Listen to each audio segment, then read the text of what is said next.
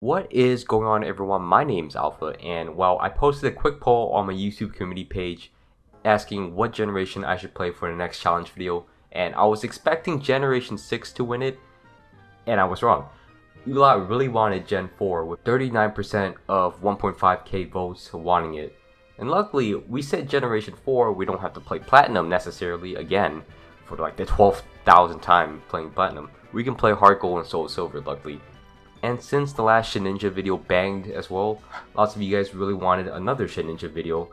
This time without using items, but held items are alright, so that's the rules for this video. So let's reload this challenge right now. Okay, before we get into the actual run, I know there's a ton of you that really want a Generation 6 challenge, and I do want to do some other games besides Platinum and Emerald for the 50 billionth time.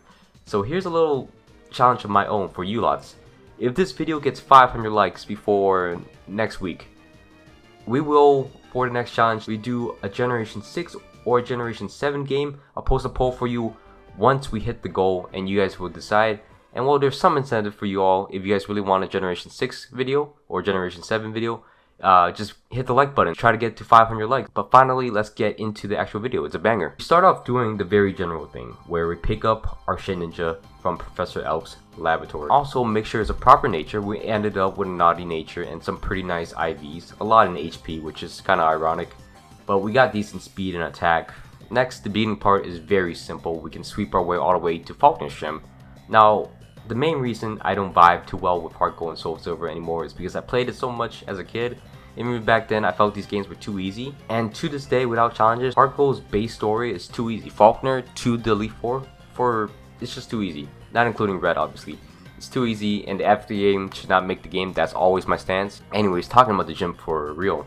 We cannot beat Falconer at level 11, so finally understand the stereotype of challenge videos just being grind montages, because we do grind 2 times in this run, which is absurd. We haven't done this much grinding.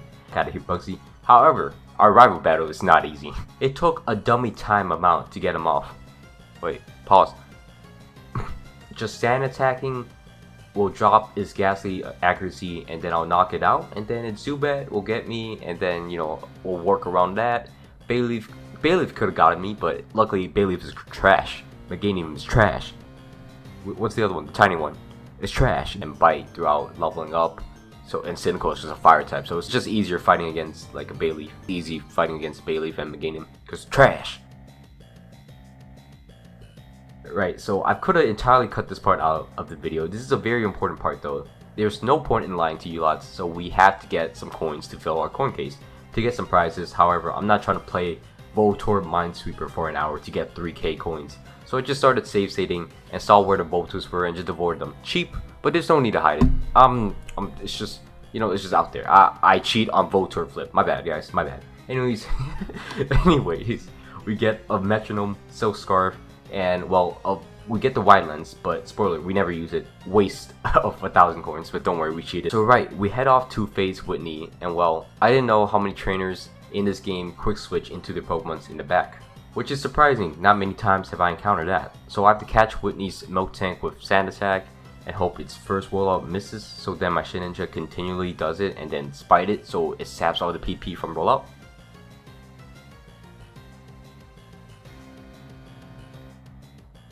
It's always a treat to put Whitney's Milk Tank out of his misery, because that thing causes so much misery. Right up, we get the most important item in the game. Now, we don't actually use Axe items because, well, you guys don't want me to, and we can't really use status and healing items because they're kind of pointless. And I don't know why you guys don't want me to do items. I was fine with it, but you guys just hate me. Whatever. Anyways, it made challenges faster, but whatever. Guess you guys hate me. Anyways, this hell item is actually very important. We cannot beat the game without it. I didn't know it. I just picked it up because, you know, it was a free hell item. But you'll learn throughout the run why it's very important. Heading to the Burn Tower. I cannot beat this rival fight.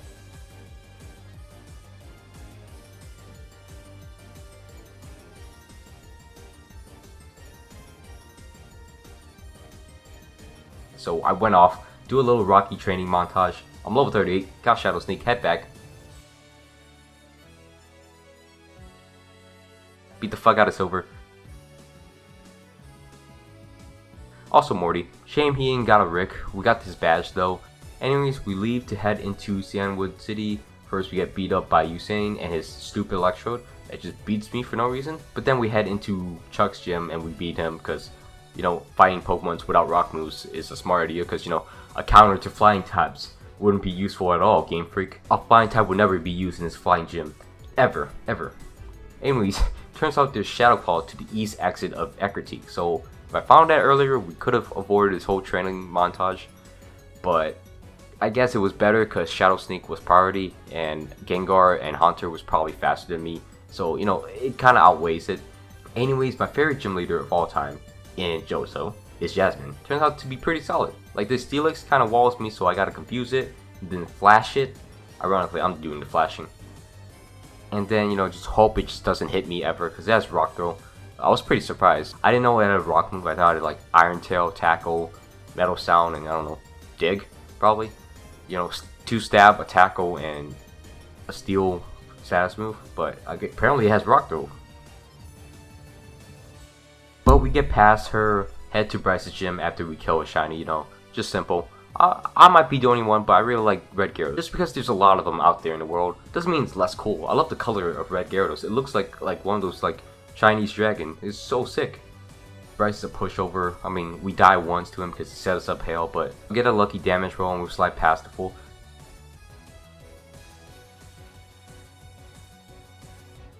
Head into Team Rocket infested radio station. Only hard one is Archer. Archer's like a bit tough, like his Houndoom outspeeds me and I attach a Quick Claw.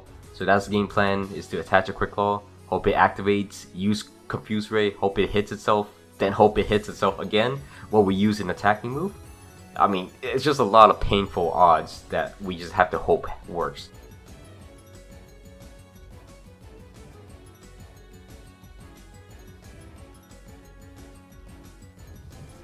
Incredible odds for this RNG battle. We get past this, and from here on it's a pretty straight run to the end. We head into Clair's gym, get out of here, destroy everything except for Gyarados. Gyarados sometimes hit me, so I use the Confuse Ray tactic, just trying to dodge it.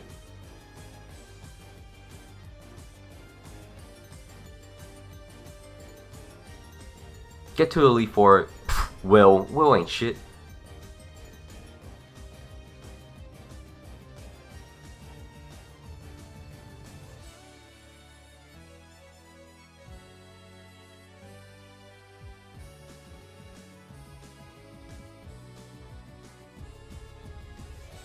However, Koga has a Crobat, and well, it's quite menacing. And I prep myself to use the Houndoom strategy again, and hope the Quick Claw bails me out.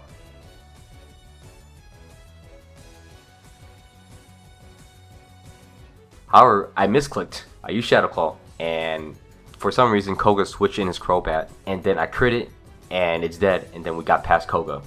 Moving on, then Bruno, oh silly Bruno, gets sweet with our Metronome boosted Shadow Claw. Super simple. I have Leech Life still. Just want to say I have Leech Life still. For you new gen players that just play Gen 7, this was pre-nerf Leech Life. Leech Life was one of the worst moves in the entire fucking game. This is 20 power Leech Life. This is not the 70 new shit. There is not a single bug type back in these days that would be caught dead using Leech Life in any sense. But Shedinja just doesn't learn enough moves to warrant like just getting rid of Leech Life. You can't just have Shadow Sneak and Shadow Claw on Shedinja as moves, because then I can't hit normal types, so I have to keep Leech Life. And there's a lot of normal types. There are Rattatas and Raticates everywhere. It's Karen, bro. This is the most annoying battle ever. Firstly, all Pokemon started me. I can't show you the amount of attempts because number 1, I want this video to be at a reasonable length, and 2, I want this video to be at a reasonable length because it took an hour to beat Karen. Why? Firstly, I found out I wasn't fast enough to beat her at level 66, so I had to use up all my rare candies in my backpack, and barely got past the speed problem with that. Then, Karen has a bulky Umbreon with Feint Attack and Payback. For whatever reason, it can just beat me when it wants, because Feint Attack never misses. Payback hits regardless if I use Flash or not. It's so stupid. Like, I use Flash like 4 times in a row, and then it snaps out of confusion, then slaps me. Like, what is this RNG? Come on. And then after that, I have a Murkrow I have to deal with. I have to confuse that to death. If I don't confuse it to death, it's gonna pluck me to death. And then after that, there's a Houndoom. If I don't confuse that to death, it's gonna burn me to death. And after that, there's a Gengar. If I don't confuse that to death, well, I mean, I'm dead. It's pretty simple. Like, I had to rely on Confuse Ray to carry me, and luckily it did. No, I mean, we move into the last fight, and I do die once or twice, but I got very, very lucky and slapped him. Aerodactyl misses, and he's done. Charizard gets crit on. Dragonite 1, his ace, level 50 Dragonite gets crit. His Gyarados gets knocked over because it has no move to hit me. His other Dragonite doesn't have a move to hit me besides Thunder Wave. It gets knocked down, but it uses all of my Shadow Claw PP. So we got very, very unfortunate timing because now we gotta use Leech Life to put him down. And this is the most agonizing thing because I do have Max Elixirs and Ethers and Max Ethers. But again, the rules state I can't use items, and that's your guys' fault. I hate you guys. Don't forget to leave a like in the video. So we just have to just drain his PP with the worst move, Leech Life. This is why I was complaining about Leech Life. Because watching the video back, it was no point for Leech Life in the entire Elite Four. But there was no other moves I could teach it besides Flash. Oh wait, I already had Flash. I don't know. False Swipe, I guess. I could use Full Swipe. Full Swipe is double the power of Leech Life. Give or take because, you know, Stab, Leech Life. But, you know, I think False Swipe is still stronger. Right, so we got him down with Leech Life. Now it's time to flip the tape. Kanto Journey. Right, to begin our Kanto Journey, we fight Surge, which is strange. We start with a Dirt Gym, but whatever. You can start wherever you want. But we start with Surge because it's the closest thing and it's pretty simple. He's a pushover because he doesn't have a move to hit me. Sabrina, on the other hand, got a shook for a bit because her Espeon is really fast. We have to attach the good old lucky Quick Claw on it. Then, right, it's time to beat everything.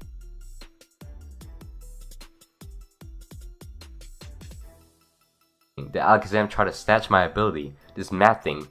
Even if it did, it would have died to my Shadow Claw. Come on, it had what it was doing. Right, so the next few gyms were very dull. Don't want to drag this video just for ad revenue. So instead, I want to show you both the ending battles of Blue and Red. No one else was very appealing to me because all the battles were pretty dull. Like, I kind of just clicked Shadow Claw and I outspeed everything, so everything died. Not even the Fire Gym Leader. He didn't even have like any cool fire types. He had a Magmar, and its Flame Body didn't hit me. Its Magcargo didn't hit me with its Flame Body. It wasn't entertaining at all. So I'm just gonna skip all that bit out. I'm sorry you guys really want to see that because it's really nothing too special. But anyways, so we head into Blue's gym. Blue was surprisingly giving off a lot of XP. I finally got a level 100 Pokemon, which is insane. I played an entire game and got to level 100. I haven't done this since I was a kid. I mean, this brought back so many memories. Like, normally I would have just ran around to the end and done this video quickly. But look at me. I'm running around in an irrelevant route just to explore because I don't need XP. I have all the moves to beat everyone. I have all the speed I need. I just wanted to go through all the routes in Heart Gold. Right, once we finish going through Memory Lane, it's Red's time.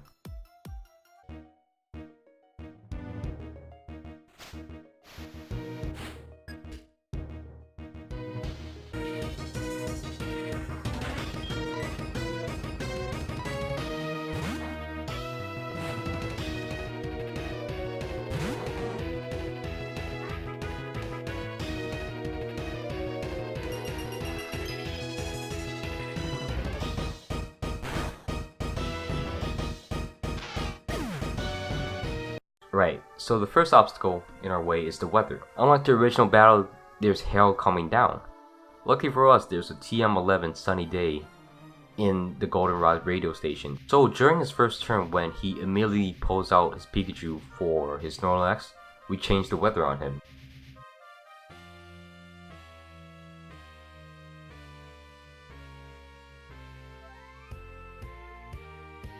Next up is his Snorlax. That's another roadblock. Sometimes he switches in his Charizard and we're just kind of fucked up at that point because he outspeeds us from the bat. We just restart it if he ever sends out his Charizard, but this time he sends out his Snorlax. So we got a few new moves from Celadon City. We got Return, Double Team, and Swagger. All fantastic moves that will carry us through this battle. Our entire moveset has been renovated just for Red. Like, all these moves have not been on my Shedinja this entire game. Anyways, we swagger up the Snorlax and pray it hits itself multiple times while I'm setting up double teams.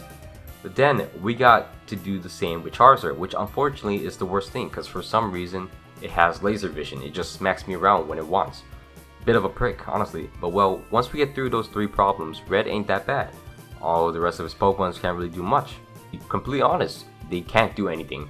And of course, we get through it and we beat the challenge.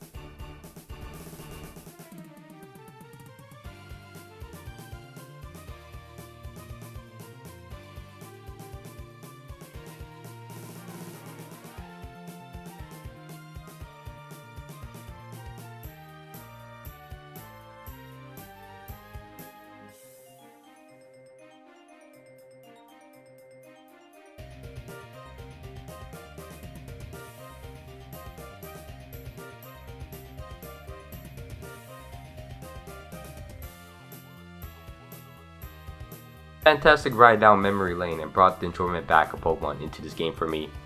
And of course, I would like to acknowledge that we have hit 2K subscribers on this channel. Love and thank you to everyone for this massive support throughout the entire growth of my channel. Thank you from the bottom of my heart, and obviously thank you. I have obviously my challenge for you. If we hit 500 likes, we'll get some new gen challenge videos, so drop a like, drop a subscribe if you haven't already. Leave some comments letting me know what you guys think about this challenge, and some challenge ideas too if you can. Well, my name is Alpha. Well, it's not really Alpha, but I'm out. Thank you for watching. Thank you for 2K.